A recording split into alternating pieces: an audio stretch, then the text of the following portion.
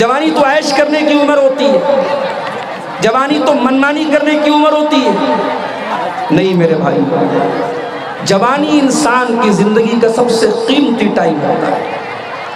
جوانی میں جس نے اللہ کو راضی کر لیا، جوانی میں جس نے توبہ کر لی، جوانی میں جس نے نماز کی پابندی کر لی، انشاءاللہ وہ ساری زندگی دین پر قائم رہے گا۔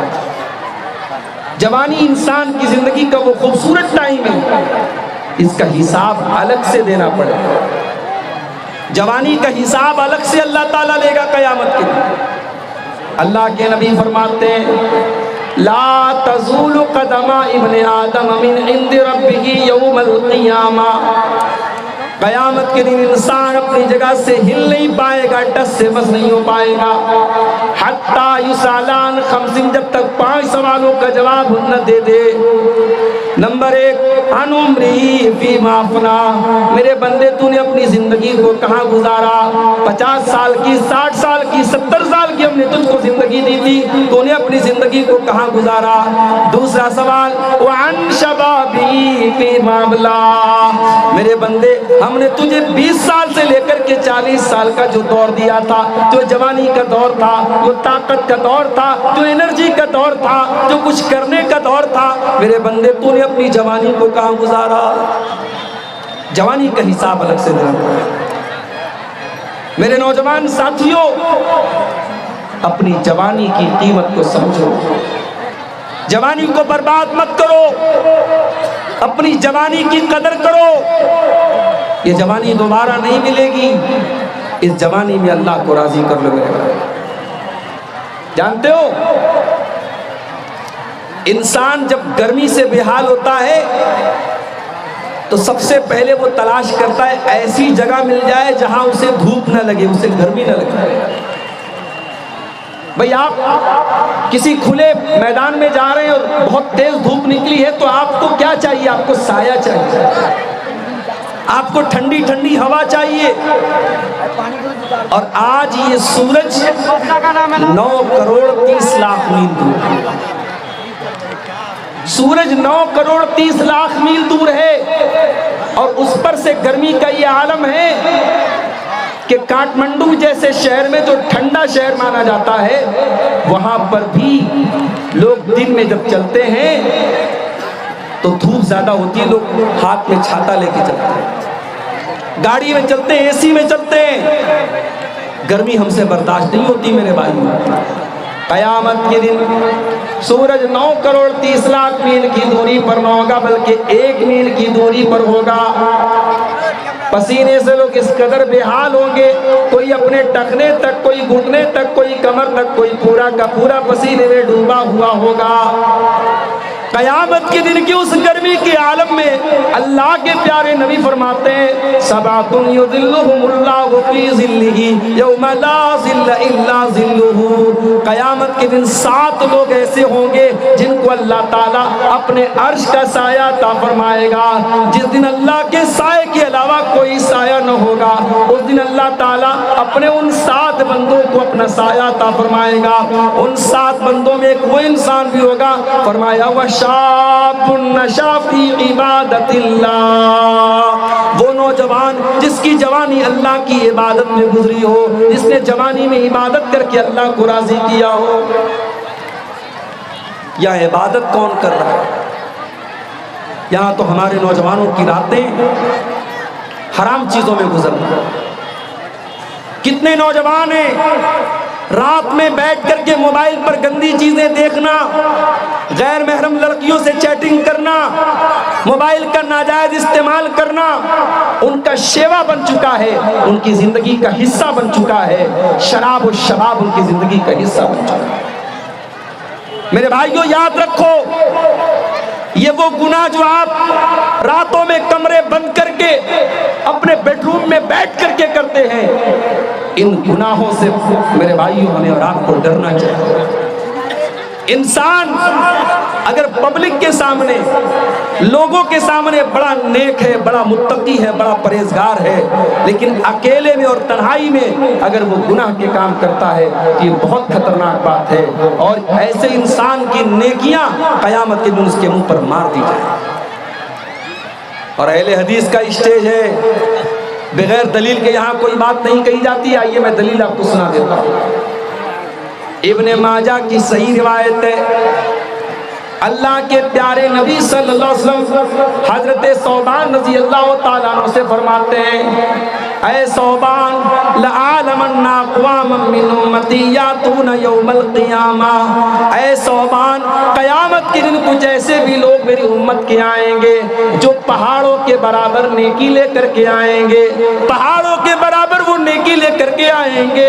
فَيَجْعَلُ اللَّهُ عَزَّ وَجَلَّ هَبَاءً مَنْثُورًا، اللہ تعالیٰ ان کی نیکیوں کو برباد کر دے گا، ان کی نیکیوں کو اڑا دے گا، ان کی نیکیوں کو گرد و غبار میں تبدیل کر دے گا. حضرت ثوبان ڈر گئے، کہا اے اللہ کے نبی صفہم لنا وجلہم لنا، اے اللہ کے نبی ذرا اور کلیئر کر کے بتا دیجئے، ان لا نکون منہم، تاکہ ہم ان میں سے نہ ہو جائیں، تاکہ ہم ان میں سے نہ ہو جائیں. حضرت ثوبان نے یہ نہیں کہا کہ اللہ کے نبی وہ کون لوگ ہوں گے، کہا کہ اللہ کے نبی ان کی کوالٹی بتا دیجئے، ان کی صفت بتا دیجئے تاکہ ہم ان میں سے نہ ہو جائیں. آج ہمیں دوسروں کے چھوٹے چھوٹے عیب نظر آ جاتے ہیں، اپنے بڑے بڑے عیب پر ہم پردہ ڈالتے ہیں.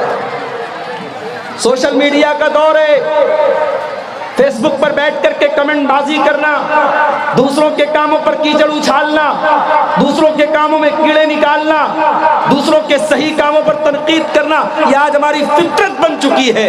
ہم دوسروں کے لیے جج بن جاتے ہیں اور اپنے لیے وکیل بن جاتے ہیں. معاف کرنا میرے بھائیوں، یہ نبی کے صحابہ کا طریقہ نہیں. نبی کے صحابہ پہلے اپنے گریبانوں میں جھانکتے تھے، پہلے اپنی فکر کرتے تھے. حضرت ثوبان نے کہا اے اللہ کے نبی پہلے بتائیے وہ کون لوگ ہوں گے تاکہ ہم ان کی طرح نہ ہو جائیں. آپ نے فرمایا اے ثوبان وہ تمہارے ہی بھائی ہوں گے، تمہارے جیسے نماز پڑھنے والے ہوں گے، روزہ رکھنے والے ہوں گے، رات میں عبادت کرنے والے ہوں گے. بس ایک بات کی کمی ہوگی، وَلَٰكِنَّهُمْ إِذَا خَلَوْا بِمَحَارِمِ اللَّهِ انتهكوها. پبلک کے سامنے تو بڑے نیک ہوں گے، ہر جلسے میں جائیں گے، ہر تقریر سنیں گے، علماء سے کے ساتھ سیلفی بھی لیں گے، علماء سے محبت بھی کریں گے، بظاہر تو بڑے نیک ہوں گے، بڑے دیندار ہوں گے، مگر ان کے موبائل کی براؤزر کی ہسٹری بتائے گی، ان کے واٹس ایپ کی چیٹنگ بتائے گی، وہ راتوں میں بیٹھ کر کے گندے کام کر رہے ہوں گے. وَلَٰكِنَّهُمْ إِذَا خَلَوْا بِمَحَارِمِ اللَّهِ انتهكوها. جب وہ اکیلے میں ہوں گے، جب وہ تنہائی میں ہوں گے تو وہ ناجائز کام کریں گے، وہ غلط کام کریں گے، وہ اللہ کو ناراض کرنے والے کام کریں گے. اپنی تنہائی کو گناہوں سے بچا لو میرے. دنیا میں ہم دیکھتے ہیں بڑے بڑے شاپنگ مالوں میں، ریلوے اسٹیشن پر، ایئرپورٹ پر، ہر جگہ آج کل کیمرہ لگا ہوتا ہے. یہ کیمرہ کیوں لگا رہتا ہے؟ اس کیمرے کا نام ہے سیکیورٹی کیمرہ. یہ کیمرہ جہاں لگا ہے تو چور بھی چوری کرنے سے ڈرتا ہے. کسی لڑکی کو چھیڑنے والا 1000 بار سوچتا ہے کہ نہیں یار کیمرہ لگا ہوا ہے، ریکارڈ ہو جائے گا. دنیا میں انسان کا بنایا ہوا کیمرہ آج انسان کو غلط کام کرنے سے روک رہا ہے. انسان ڈرتا ہے کہ نہیں بھائی ریکارڈ ہو رہا ہے. میں کہتا ہوں یہ انسان کا بنایا ہوا کیمرہ ہے، یہ تو خراب بھی ہو سکتا ہے، یہ تو بیکار بھی ہو سکتا ہے. اس کیمرے میں جو چیزیں ریکارڈ ہو رہی ہیں ہو سکتا ہے 1 مہینے کے بعد وہ ڈیلیٹ ہو جائیں، مگر ایک کیمرہ ایسا بھی ہے جو ہر چیز کو ریکارڈ کر رہا ہے اور 24/7 ریکارڈ کر رہا ہے، ہر وقت کو ریکارڈ کر رہا ہے. اور وہ کیمرہ کبھی خراب ہونے والا نہیں، وہ کیمرہ کبھی برباد ہونے والا نہیں. اور وہ کیمرہ کون سا کیمرہ ہے؟ فرمایا وَإِنَّ عَلَيْكُمْ لَحَافِظِينَ كِرَامًا كَاتِبِينَ يَعْلَمُونَ مَا تَفْعَلُونَ. میرے بندو ہم نے تمہارے اعمال کو ریکارڈ کرنے کے لیے کرامن کاتبین کو تمہارے اوپر مقرر کر دیا ہے، جو تمہارے ایک ایک عمل کو ریکارڈ کر رہے ہیں، ایک ایک عمل کو لکھ رہے ہیں. ہم جب راستہ چلتے ہیں نا، اب یہ عورتیں بھی جلسے میں ماشاءاللہ آئی ہوئی ہیں، لیکن افسوس کے ساتھ اور معذرت کے ساتھ کہنا پڑتا ہے کہ ہمارے یہاں جلسے میں بھی میلے والا ماحول ہے. ادھر جلسہ ہو رہا ہے، ادھر دکانیں لگی ہیں، چوڑی بک رہی ہے، کھلونے بک رہے ہیں، عورتیں اور نوجوان لڑکیاں وہاں پہ کھڑی ہیں، پھر وہاں پہ لڑکے بھی کھڑے ہیں اور صاحب تماشا بنا کے بیٹھے. ہمارے منتظمین سے بھی میں بڑے ادب کے ساتھ کہنا چاہتا ہوں. میں بہار کے جلسوں میں بھی جاتا ہوں، بعض جگہوں پر لوگوں نے سختی کی، جلسے کے پہلے اعلان کر دیا کوئی میلہ ویلا نہیں لگے گا، کوئی دکان نہیں لگے گی. 2-4 جگہوں پر ایسا کیا گیا، اس کا اثر بھی ہوا ہے. آپ کے نیپال میں دیکھتا ہوں جہاں بھی جلسہ ہوتا ہے وہاں میلے وغیرہ ضرور لگتے ہیں. اس پر آپ کو تھوڑا روک لگانے کی ضرورت ہے. اب عورتیں جا رہی ہیں راستے میں، اب آپ گزر رہے ہیں وہاں سے، اب آپ بظاہر آپ کی نظر سامنے ہے مگر کنکھیوں سے آپ کہیں اور دیکھ رہے ہیں. آپ کی کنکھی نگاہیں کہیں اور ہیں، آپ کی نظر ان عورتوں پر پڑ رہی ہے لیکن بظاہر ایسا لگ رہا ہے کہ آپ سامنے دیکھ رہے ہیں. اس کو کہتے ہیں نگاہوں کی چوری. اللہ قرآن میں کہتا ہے یعلم خائنۃ الاعین وما تخفی الصدور. اللہ کا کیمرہ اتنا شاندار ہے. اللہ کا کیمرہ تو یہ بھی دیکھ رہا ہے کہ تمہاری نظر کہاں پڑ رہی ہے. تم آنکھوں کی چوری کرتے ہو تو اللہ اس کو بھی جانتا ہے. وما تخفی الصدور، تمہارے سینے میں کیا چل رہا ہے اللہ کو وہ بھی پتا ہے. تمہارے دل میں کیا چل رہا ہے، تمہارے دماغ میں کیا چل رہا ہے اللہ کو وہ بھی معلوم ہے. اللہ کا ڈر آج ہمارے نوجوانوں کے اندر سے نکل رہا ہے. ہمارے نوجوان آج بڑی تعداد میں شرک کر رہے ہیں، غیر اللہ کے آگے سر جھکا رہے ہیں. کتنی ہماری عورتیں ہیں، بچہ بیمار ہو گیا، کسی ڈھونگی بابا کے پاس، کسی اوجھا کے پاس، کسی شرکیہ منتر پڑھنے والے کے پاس جا کر کے اپنے بچے کو دم کروا رہی ہیں، بچے کے گلے میں تعویذ ڈلوا رہی ہیں. آج مسلمان کے گھر میں شرک ہو رہا ہے، اس سے بڑا پاپ کوئی اور نہیں ہو سکتا ہے. دنیا کا سب سے بڑا پاپ شرک ہے اور آج ہمارے مردوں کے اندر بھی اور عورتوں کے اندر بھی شرک ہو رہا ہے. اور یہ پیشن گوئی اللہ کے نبی نے بیان کی تھی کہ میری امت کے اندر ایسے حالات بھی آئیں گے، میری امت کے اندر شرک کیا جائے گا. آپ نے فرمایا لا تقوم الساعة حتى تلحق قبائل من امتی بالمشرکین وحتى يعبدوا الاوثان. قیامت اس وقت تک نہیں آئے گی جب تک میری امت کے اندر شرک نہ ہونے لگے گا، میری امت کے اندر بتوں کی پوجا نہ ہونے لگے گی. اور مولانا الطاف حسین حالی نے 100-125 سال پہلے بڑا صحیح نقشہ کھینچا تھا. 100 سال گزر گئے مگر ایسا لگتا ہے مولانا حالی نے آج کے حالات کو سامنے رکھ کر کے یہ نقشہ کھینچا تھا. بہت سارے کام ہمارے غیر مسلم بھائی کرتے ہیں، ان کے مندروں میں ہوتا ہے، ان کے عبادت گاہوں میں ہوتا ہے. ہم کہتے ہیں صاحب یہ غلط ہو رہا ہے، شرک ہو رہا ہے، اور وہی کام مسلمان مزاروں پہ جا کے کرتا ہے اور قبروں پہ جا کے کرتا ہے، اس کو صحیح کہتا ہے. مولانا حالی کہتے ہیں کرے غیر گر بت کی پوجا تو کافر، کواکب میں مانے کرشمہ تو کافر، جھکے آگ پر بہر سجدہ تو کافر، جو ٹھہرائے بیٹا خدا کا تو کافر، مگر مومنوں پر کشادہ ہے راہیں، پرستش کرے شوق سے جس کی چاہیں، نبی کو جو چاہیں خدا کر دکھائیں، اماموں کا رتبہ نبی سے بڑھائیں، مزاروں پہ جا جا کے نظریں چڑھائیں، شہیدوں سے جا جا کے مانگیں دعائیں، نہ توحید میں کچھ فرق اس سے آئے، نہ اسلام بگڑے نہ ایمان جائے. مسلمان کے گھر میں آج شرک ہو رہا ہے. میرے بھائیوں سب سے پہلے اپنے گھروں کو شرک سے پاک کرو. میں کہتا ہوں ہمیں اگر اپنے پریوار سے محبت ہے، اپنے بیوی بچوں سے محبت ہے، کیا ہم کبھی گوارا کریں گے کہ ہم تو جنت میں چلے جائیں اور ہمارے بیوی بچے جہنم کی آگ میں چلے جائیں؟ ارے جہنم کی آگ چھوڑ دو، اگر کسی کے بچے کی انگلی کٹ جائے، کسی کی بیوی کو ذرا سی چوٹ لگ جائے، شوہر بے چین ہو جاتا ہے، باپ بے چین ہو جاتا ہے، اپنے بال بچوں کو ذرا سی تکلیف میں نہیں دیکھ سکتے۔ میرے بھائیوں، ہم جہنم کی آگ میں اپنے بچوں کو جلتا ہوا کیسے دیکھ سکتے ہیں؟ اس لیے اپنے بچوں کے ایمان کی فکر کرو، ان کے عقیدے کی فکر کرو، ان کی توحید کی فکر کرو، اور دیکھو کہیں تمہارے بچے شرک تو نہیں کر رہے ہیں، تمہاری بیوی کہیں شرک تو نہیں کر رہی ہے۔ اگر کہیں ہو رہا ہے اس پر پہلے روک لگاؤ۔ میرے پیارے ساتھیوں، شرک کرنے والا اللہ کی توہین کرتا ہے، اللہ کی ناقدری کرتا ہے۔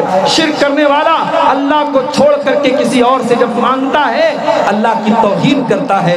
اور اسی لیے اللہ سورہ حج کے اندر فرماتا ہے، ایک بڑی پیاری مثال دیتے ہوئے اللہ فرماتا ہے، یا ایھا الناس ضرب مثل فاستمعوا لہ۔ اے لوگو، اللہ تعالیٰ ایک مثال دے رہا ہے، غور سے سنو۔ ان الذین تدعون من دون اللہ لن یخلقوا ذبابا۔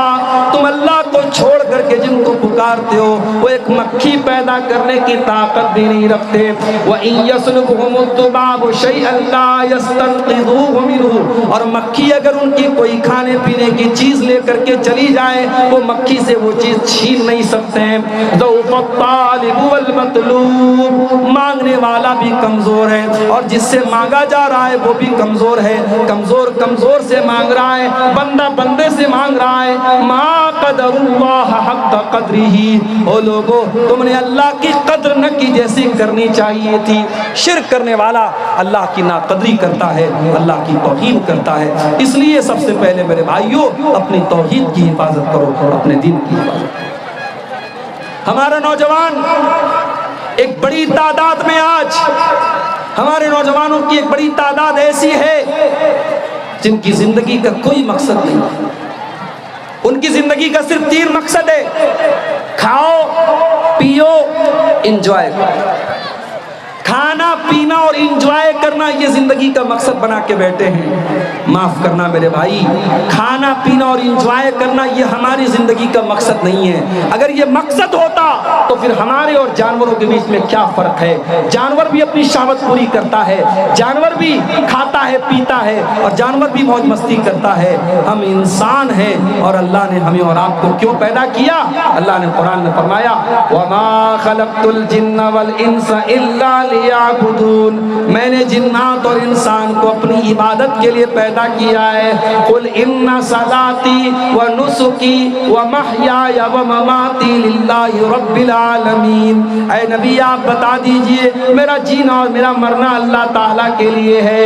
میں اللہ تعالیٰ کے لیے جیتا ہوں اور اللہ تعالیٰ کے لیے مروں گا۔ میری نماز اللہ تعالیٰ کے لیے، میری قربانی اللہ تعالیٰ کے لیے۔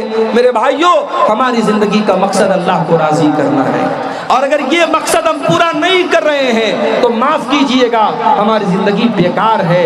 دنیا کی ہر چیز اپنے مقصد کو جب پورا نہیں کرتی ہے، ہم اسے اٹھا کے پھینک دیتے ہیں، اور جو چیز اپنے مقصد کو سمجھتی ہے وہی کامیاب ہوتی ہے۔ کبھی آپ غور کیجئے، آپ موبائل استعمال کرتے ہیں، موبائل پر آپ فیس بک چلاتے ہیں، موبائل پر واٹس ایپ چلاتے ہیں، موبائل پر ویڈیو دیکھتے ہیں، موبائل پر کیلکولیٹر بھی ہے، موبائل پر گیم بھی ہے، موبائل پر الا بلا بہت ساری چیزیں ہیں، مگر کبھی آپ غور کیجئے، جب موبائل پر کال آتی ہے، جب کسی کا فون آتا ہے، ویڈیو پیچھے چلا جاتا ہے، فیس بک پیچھے چلا جاتا ہے، واٹس ایپ پیچھے چلا جاتا ہے، کال اوپر آ جاتی ہے، کیونکہ موبائل کو بھی پتا ہے کہ میرا اصل مقصد کال کرنا اور ایک دوسرے سے بات کرنا ہے۔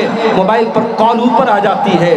میرے بھائیوں، کیا یہ افسوس کی بات نہیں ہے کہ ایک موبائل کو تو پتا ہے کہ میرا مقصد ہے، میرا مقصد کیا ہے، میری تخلیق کا مقصد کیا ہے، مجھے کیوں بنایا گیا ہے؟ اور اس سے بڑھ کے بدنصیبی کیا ہوگی کہ انسان کو اپنی زندگی کا مقصد نہ پتا ہو، اور انسان صرف کھانے، کمانے اور انجوائے کرنے اور موج مستی کرنے میں اپنی زندگی گزار دے۔ میرے نوجوان ساتھیوں، اپنی زندگی کے مقصد کو پہچانو اور آگے بڑھیے۔ ہمارے کچھ نوجوان ایسے بھی ہیں جو دنیا کمانے کے چکر میں اتنے بزی ہو گئے کہ ان کو آخرت کے لیے کوئی ٹائم نہیں ملتا۔ ان کا کاروبار چل رہا ہے، ان کی دکان چل رہی ہے، ان کی جاب چل رہی ہے، 5 ٹائم کی اذان مسجد میں ہو رہی ہے، مؤذن بار بار کہہ رہا ہے حی علی الصلاۃ حی علی الفلاح، مؤذن نماز کی طرف بلا رہا ہے، مؤذن کامیابی کی طرف بلا رہا ہے، یہ دکان چھوڑ کے جانے کو تیار نہیں ہے، یہ کاروبار چھوڑ کے جانے کو تیار نہیں ہے، یہ دنیا میں اتنا مگن ہے اپنی آخرت کے بارے میں ایک پل کے لیے بھی نہیں سوچ رہا ہے۔ میرے پیارے بھائیو، اللہ کے نیک بندے وہ ہوتے ہیں جو کاروبار بھی کرتے ہیں، جو تجارت بھی کرتے ہیں، جو اپنی دنیا کے لیے فکر کرتے ہیں لیکن آخرت کو سب سے اوپر رکھتے ہیں۔ اللہ نے قرآن میں فرمایا رجال لا تلہیہم تجارت ولا بیع عن ذکر اللہ، میرے متقی بندے وہ ہیں، میرے نیک بندے وہ ہیں جن کا کاروبار ان کو اللہ کے ذکر سے غافل نہیں کرتا، جن کی تجارت ان کو نماز سے غافل نہیں کرتی ہے۔ یخافون یوما تتقلب فیہ القلوب والابصار، وہ قیامت کے دن سے ڈرتے ہیں، وہ اس دن سے ڈرتے ہیں جس دن کلیجے ہل جائیں گے، جس دن آنکھیں اپنی جگہ سے ہٹ جائیں گی اور دل اپنی جگہ سے ہٹ جائیں گے۔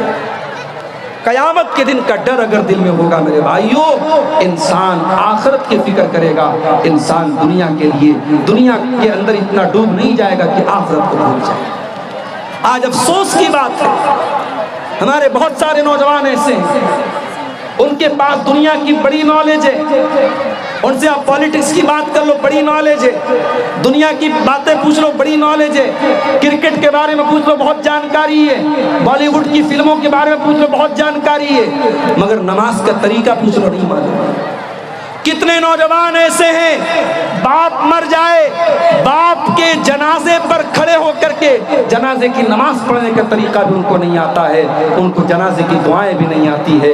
میرے پیارے ساتھیوں، اس سے بڑھ کے بدنصیبی کیا ہو سکتی ہے؟ ایک مسلمان اس قدر دین سے دور ہو، اسے اپنے دین کا بیسک علم بھی نہ ہو، اس سے بڑھ کے بدنصیبی کیا ہو سکتی ہے؟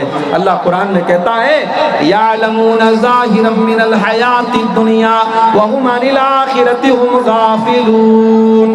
کچھ لوگ ایسے ہوتے ہیں جو دنیا کے بڑے جانکار ہوتے ہیں، دنیا کی بڑی نالج ان کے پاس ہوتی ہے لیکن آخرت سے بالکل دور ہوتے ہیں، بالکل غافل ہوتے ہیں۔ اور آگے بڑھتے ہیں، ہمارے نوجوانوں میں ایک بڑی تعداد ایسے نوجوانوں کی بھی ہے جو زناکاری اور بدکاری کی گندگی میں ملوث ہے۔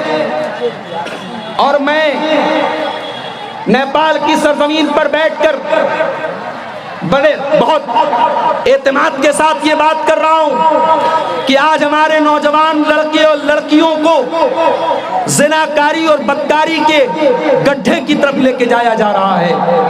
میرے پیارے نوجوان ساتھیوں، اگر اپنے نبی سے محبت کرتے ہو، اگر اپنے نبی سے پیار کرتے ہو تو آپ کے پیارے نبی نے 2 چیزوں کی گارنٹی آپ سے مانگی ہے، اور اس گارنٹی کو اگر آپ نے پورا کر دیا تو جنت کی گارنٹی دی ہے۔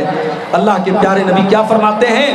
من یضمن لی ما بین لحیہ وما بین رجلیہ اضمن لہ الجنہ، جو مجھے اپنی زبان کی گارنٹی دے دے اور جو مجھے اپنی شرمگاہ کی گارنٹی دے دے، میں اسے جنت کی گارنٹی دیتا ہوں۔ اور اللہ کے نبی کو معلوم تھا کہ جب ایک نوجوان جوانی کی دہلیز پر پہنچتا ہے تو اس کے جسم کے اندر ہونے والی تبدیلیاں یہ تقاضا کرتی ہیں کہ اس کی اس خواہش کو پورا کیا جائے، اور اس خواہش کو پورا کرنے کے لیے اسلام نے نکاح کا سسٹم رکھا ہے۔ اسی لیے اللہ کے نبی نے نوجوانوں کو خطاب کرتے ہوئے فرمایا یا معاشر الشباب من استطاع منکم الباءۃ فلیتزوج، اے نوجوانوں جب تم شادی کے قابل ہو جاؤ، جب تم شادی کی ذمہ داری اٹھانے کے قابل ہو جاؤ تو تم نکاح کر لو۔ جب تم شادی کر لو گے، جب تم نکاح کر لو گے فَإِنَّهُ أَغَضُّ لِلْبَصَرِ وَأَحْسَنُ لِلْفَرْجِ، تو تمہاری آنکھیں جھک جائیں گی اور تمہاری شرمگاہ کی حفاظت ہو جائے گی۔ یہ بہت بڑی بات ہے۔ ایک انسان اگر شادی کے قابل ہو گیا، شادی کی ذمہ داری اٹھانے کے لائق ہو گیا تو اس کی شرمگاہ کی حفاظت کیسے ہوگی؟ شادی کر کے ہوگی۔ بھئی ہمیں بھوک لگی ہے، ہمیں کھانا چاہیے، تو آپ ہمارے سامنے बेहतरीन से बेहतरीन चीजें ला के दे दे, जब तक हमारी भूख ना मिटेगी, हमारा पेट ना भरेगा। एक इंसान शादी के काबिल है, शरीयत कह रही उसकी शादी करा।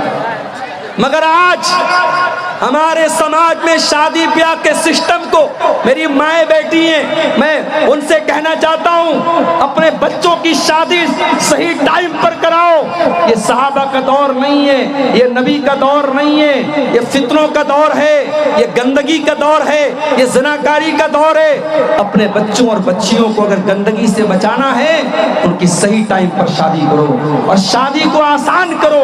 ये जहेज की रस्म, ये हल्दी की रस्म, ये मंगनी की रस्म, ये बारात की रस्म, ये लंबे चौड़े खर्च की रस्म, एक दिन की खुशी के लिए लाखों खर्च करने की रस्म, या लड़की का बाप अपनी लड़की की शादी करने के लिए जमीन जायदाद बेच देता है, बैंक से लोन लेकर के शादी करता है और अपने आप को हम अहले हदीस भी बोलते हैं और कुरान और हदीस पर चलने का दावा भी करते हैं। मेरे भाइयों, अगर हम ये दावा करने के बावजूद अगर हमारी शादियों में जहेज का लेन देन हो रहा है, हमारी शादियों में ये रस्म रिवाज बनाए जा रहे हैं, तो माफ कीजिएगा, हम अहले हदीस नहीं हैं। अहले हदीस के नाम पर हम कलंक हैं। अहले हदीस सिर्फ सीने पर हाथ बांधने का नाम नहीं है, सिर्फ आमीन जोर से बोलने का नाम नहीं है, सिर्फ 8 रकात तरावी पढ़ने का नाम नहीं है। अहले हदीस तो उस इंसान को कहते हैं जो अपनी इबादत में, अपने मामलात में, अपने तमाम मामलात में वो किताब और सुन्नत की पैरवी करे। मेरे भाइयों, अपने निकाह को आसान करो, रस्म और रिवाज की बेड़ियों से अपने आप को आजाद करो और अपने बच्चों की सही टाइम पर शादी करो। और शादी की बात आई है तो ये भी आपको बता देना चाहता हूँ, शादी में दीनदारी को देखा गया। मेरी माँ, जब आप बहू तलाश करने जाओ तो आप हूर परी जैसी बहू लाने के बजाय दीनदार लड़की को बहू बना के लाओ। और जब आप अपनी बेटी के लिए दामाद देखने जाओ तो शानदार हवेली देखने के बजाय और बेहतरीन सर्विस और नौकरी और बेहतरीन पैसा देखने के बजाय दीनदारी को देखो।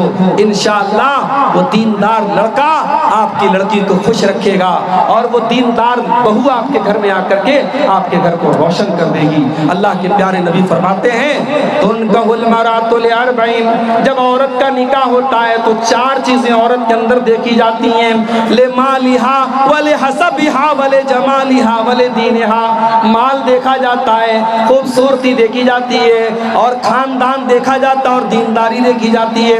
आपने फरमाया फज़फर बिज़ाति दीन तरिबत यदाक, दीनदार औरत को अपने घर में लेके आ जाओ, कामयाब हो जाओगे। दीनदार औरत जब घर में आएगी, सास को माँ का दर्जा देगी, ससुर को बाप का दर्जा देगी, शौहर की खिदमत करेगी, अपने बच्चों की सही तरबियत करेगी और खूबसूरती और आपने रंग रूप देखा होगा, घर में आकर के वो घर का माहौल खराब कर डालेगी, शौहर को बर्बाद कर डालेगी, बच्चों की न सही तरबियत करेगी न घर के अंदर दीनदारी पैदा करेगी। मेरे प्यारे भाइयों, घर के अंदर दीनदार औरत को आप निकाह करके लाइए। और जब दीनदार औरत घर में आएगी तो आप याद रखिए, दुनिया की सबसे बड़ी दौलत नेक औरत होती है। अल्लाह के नबी फरमाते हैं, अद-दुनिया मताउन व खैरु मताइ दुनिया अल-मरअतु सालिहा, दुनिया की सबसे कीमती दौलत नेक औरत होती है। और नेक औरत की पहचान क्या होती है? नबी से पूछा गया, ऐ अल्लाह के नबी, सबसे बेहतरीन औरत कौन सी है, सबसे अच्छी औरत कौन सी है? अल्लाह के नबी ने फरमाया कि बेहतरीन औरत वो है जिसके अंदर 3 चीजें पाई जाती हैं। बेहतरीन औरत की निशानी 3 चीजें हैं। अल्लती तसुर्रुहु इज़ा नज़र व तुतीउहु इज़ा अमर वला तुखालिफुहु फी नफ्सिहा व मालिही मा यकरा। बेहतरीन औरत वो है शौहर देखे तो खुश हो जाए।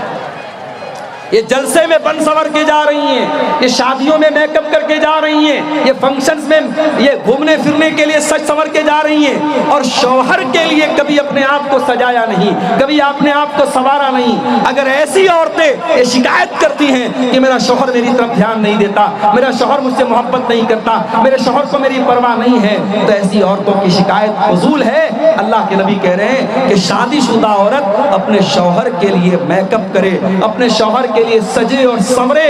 अल्लती तसुर्रुहु इज़ा नज़र, जब शौहर देखे तो खुश हो जाए। और दूसरी चीज क्या है? और तुतीउहु इज़ा اذا امر، جب شوہر کوئی بات کہے تو بیوی بات مانے، بیوی شوہر کی فرما بردار ہو۔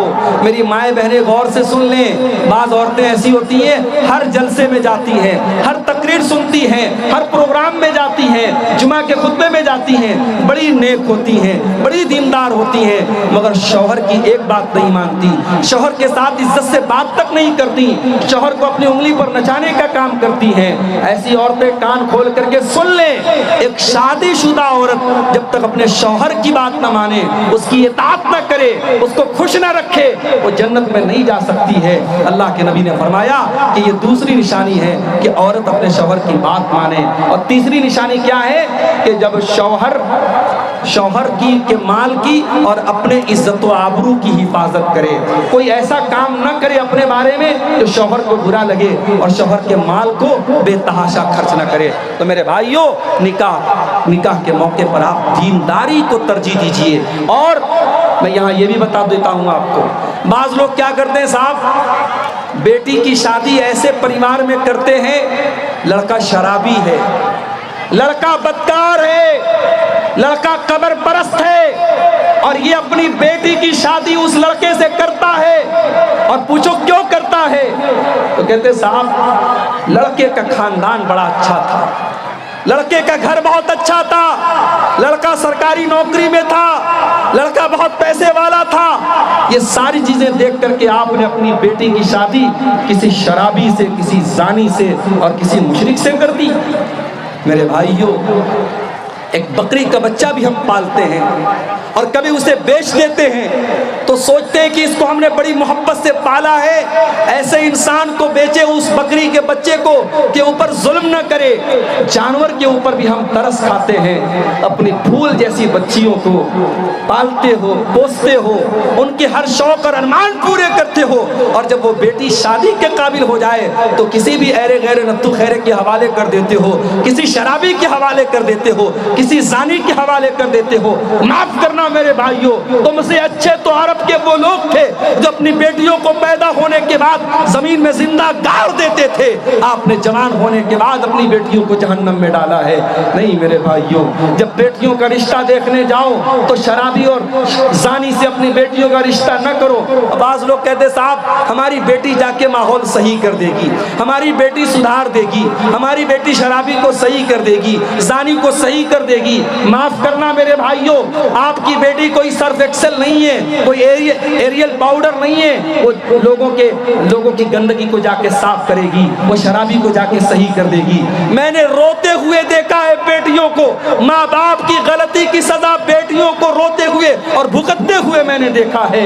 جب آپ اپنی بیٹی کے لیے داماد دیکھنے جائیں تو دینداری کو دیکھا کریں میرے بھائیوں، دیندار اور نیک لڑکے کو اپنا داماد بنائیں۔ اللہ کے پیارے نبی فرماتے ہیں اذا خطب الیکم ممن ترضون دینہ وخلقہ فزوجوہ، جب تمہاری بیٹی کے لیے ایسا رشتہ آ جائے، لڑکا دیندار ہے، لڑکا بااخلاق ہے، لڑکا اچھا ہے، فزوجوہ، تو تم اپنی بیٹی کی شادی اس سے کر دو۔ الا تفعلوا، اگر تم ایسا نہیں کرو گے، تکن فتنۃ فی الارض، تو زمین کے اندر فتنہ اور فساد پھیل جائے گا، زمین کے اندر بگاڑ پھیل جائے گا، اور آج وہ بگاڑ پھیل چکا ہے میرے پیارے ساتھیوں۔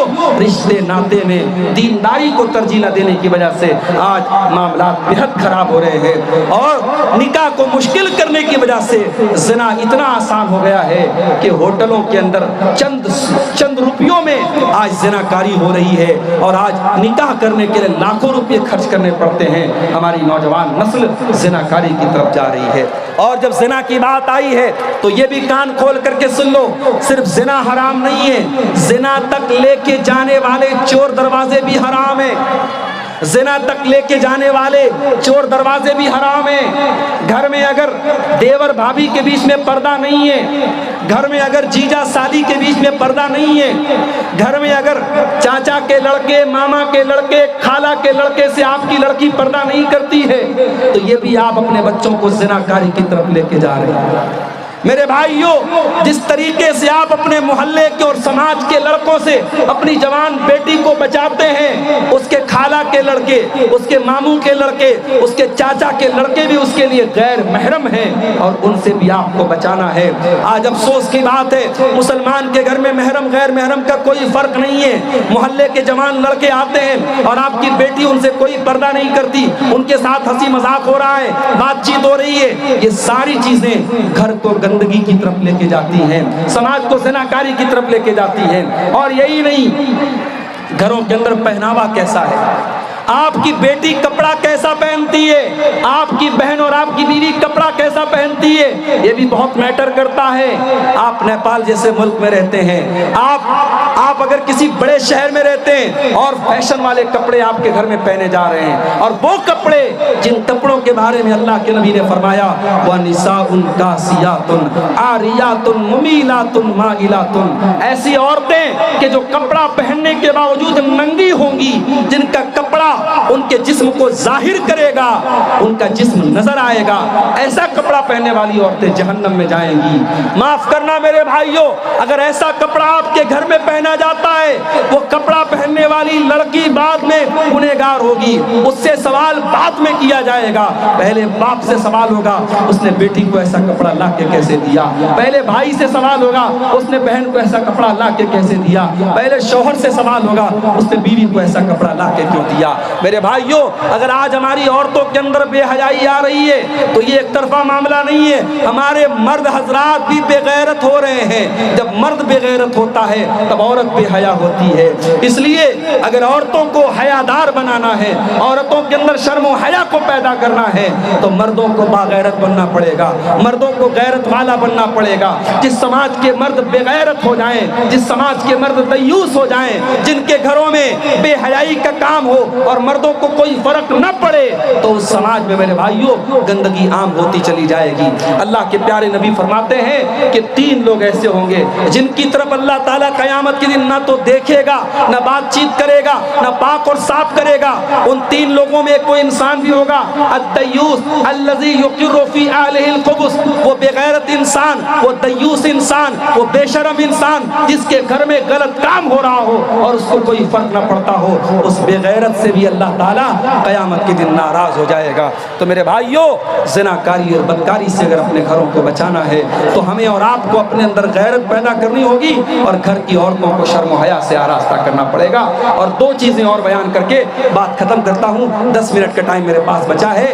ایک اور چیز ہمیں سماج کے اندر دیکھنے کو ملتی ہے، ہمارے سماج میں اس وقت ہم نیپال میں بیٹھے ہوئے ہیں، کل میں مولانا جلال الدین قاسمی صاحب کے ساتھ میرا پروگرام نیپال کے لمبنی میں تھا۔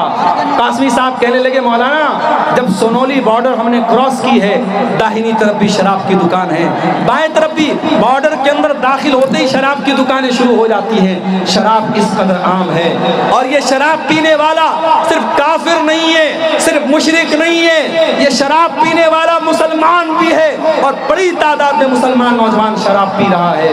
میرے بھائیوں، یہ شراب کی لعنت، یہ نشے کی لعنت آپ کے گھر کو برباد کر رہی ہے، آپ کی روزی روٹی کو برباد کر رہی ہے۔